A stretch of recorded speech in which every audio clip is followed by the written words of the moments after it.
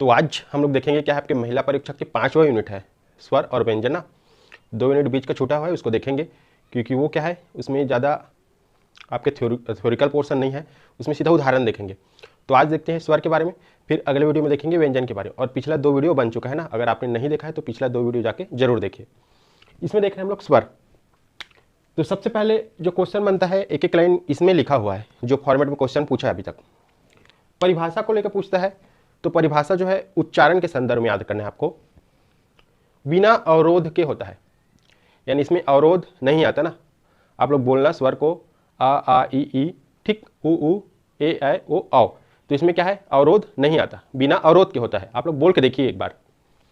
फिर अगला आपका बाधा रहित, पूरा एक एक लाइन क्या है क्वेश्चन उसी को लिख दिया हो ना मैं, बाधा रहित। अब इसमें परिभाषा देखेंगे तो स्वर का उच्चारण बिना अवरोध के होता है, दूसरा क्या होता है स्वर का उच्चारण बाधा रहित होता है। हो गया 2 ठो आपका परिभाषा। अगला है इसकी विशेषता।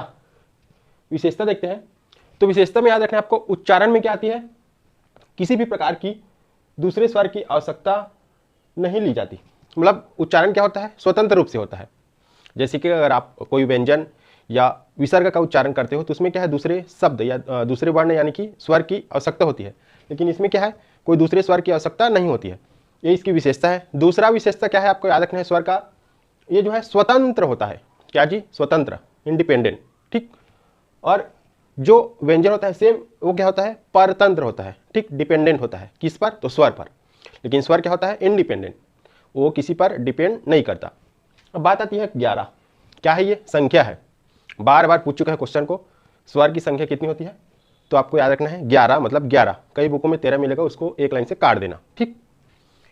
अब जो 11 है उसको हम लोग देखते हैं कि कौन कौन से 11 है, जिसमें ह्रस्व स्वर आपके 4, दीर्घ स्वर आपके 3 और संयुक्त स्वर आपके 4। इसको भी पूछ सकते हैं ना, क्योंकि जनरली जो है व्यापम संख्या वाला क्वेश्चन को पूछता है। संख्या इन द सेंस संज्ञा की संख्या कितनी है, विशेषण की संख्या कितनी है, स्वरनाम की संख्या कितनी है, हिंदी में स्वरनाम कितने होते हैं। तो ह्रस्व स्वर की संख्या कितनी है 4। आ ई उ और क्या है री है आपका। आ है, ई है, उ है और री है। ये क्या हो गया आपके ह्रस्व स्वर। फिर अगला देखते हैं आपका क्या है दीर्घ स्वर। दीर्घ स्वर कितना है 3। आ ई और उ, आ ई और उ। फिर अगला देखते हैं आपके संयुक्त स्वर। संयुक्त स्वर की संख्या कितनी है 4। ए ओ और औ। ये हो गया आपका संयुक्त स्वर। ये 11 याद हो गया आपको, 4 3 7 7 4 11। अब देखते हैं मात्रा या उच्चारण के आधार पर स्वर की संख्या। क्वेश्चन पूछ चुका है शिक्षक भर्ती 2019। तो 2 होता है, कितना 2। एक होता है ह्रस्व स्वर, एक होता है दीर्घ स्वर। और ह्रस्व स्वर को ही क्या बोला जाता है, तो एक मात्रिक स्वर और मूल स्वर और लघु स्वर। ये जो टर्म्स है एक ही के लिए यूज किया जाता है। किसके लिए, ह्रस्व स्वर के लिए। दूसरा होता है आपका दीर्घ स्वर। ये क्या होता है द्विमात्रिक स्वर होता है। जो दीर्घ स्वर क्या होता है आपका द्विमात्रिक। और एक और होता है जो संस्कृत में प्रचलित है प्लुत स्वर। उसमें 3 मात्रिक होता है, यानी कि 3 मात्रा का समय लगता है। एक बार क्वेश्चन पूछा था निम्नलिखित में से किसमें 3 मात्रा का समय लगता है, तो प्लुत स्वर ना। आगे देखते हैं जिह्वा के प्रयोग के आधार पर। जिह्वा यानी जीभ के प्रयोग के आधार पर 3 प्रकार होता है, अग्र स्वर, मध्य स्वर और पश्च स्वर। अग्र मध्य पश्च आपको याद रखना है 2 को, इसमें से तीसरा बन जाएगा। जैसे कि अग्र में आपको याद रखना है ई ए।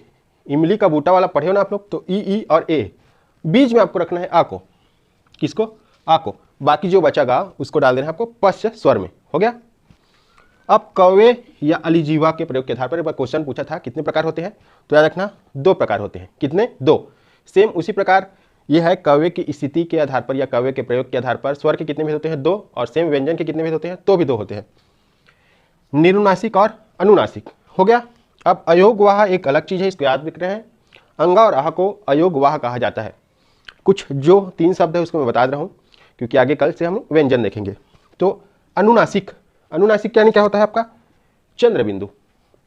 तो उच्चारण नाक और मुंह से होता है। अनुनासिक जो शब्द है उसका उच्चारण किससे होता है, नाक और मुंह से। याद रखना है, बार बार पूछता है सेंटेंस को। उच्चारण नाक और मुंह से होता है, उसे क्या कहा जाता है, तो अनुनासिक, अनुस्वार और निरुनासिक। आपको कंफ्यूजन नहीं होना है, क्या लेना है, अनुनासिक लेना है। ध्वनि क्या होती है, नाक से निकलती है आपके अनुस्वार में, यानी कि बिंदी वाला।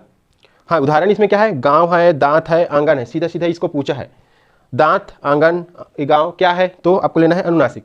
या निम्नलिखित में से कौन से अनुनासिक का प्रयोग हुआ है, तो आपको लेना है गांव, दांत, आंगन। और भी स्टेप से बन सकता है ना। ध्वनि नाक से निकलती है तो अनुस्वार, अंगूर, अंगद और क्या है कंकड़। क्या है जी? अंगूर है, अंगद है और कंकड़ है। फिर उसी प्रकार देखते हैं नीरनुनासिक। तो केवल मुंह से बोले जाने वाले जो स्वर वर्ण है, सस्वर वर्ण, सस्वर वर्ण ना, ठीक।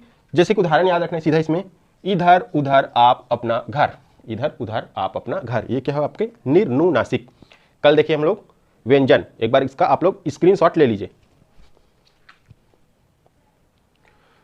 तो थैंक यू आप सभी का। वीडियो को क्या कीजिए, लाइक कीजिए, चैनल को सब्सक्राइब कीजिए और कृपया करके दोस्तों में ज़्यादा से ज़्यादा शेयर कीजिए। आप लोग शेयर नहीं करते तो प्लीज़ ज़्यादा से ज़्यादा शेयर कीजिए।